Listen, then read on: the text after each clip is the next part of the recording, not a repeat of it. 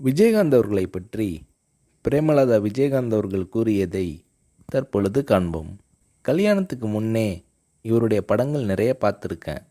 இவர்தான் கணவராக வருவார்னு நினச்சி கூட பார்க்கல.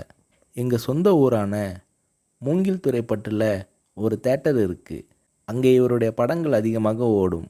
புது படமானாலும் பழைய படமானாலும் கூட்டம் அதிகமாக இருக்கும். எங்கள் ஊரில் இவருக்கு நிறைய ரசிகர்கள் இருக்காங்க.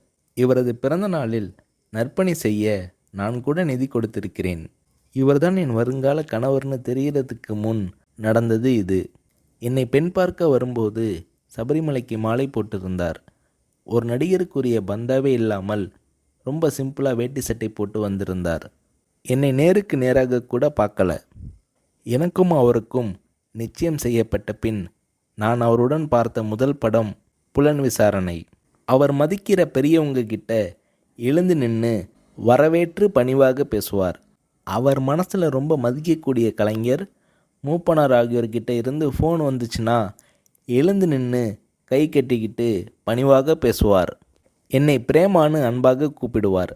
அன்பான கணவர், நல்ல பிள்ளைகள், ஒரு பெண்ணுக்கு இதைவிட பெருசாக என்ன வேணும் என பூரிக்கிறார் திருமதி பிரேமலதா விஜயகாந்த் அவர்கள்.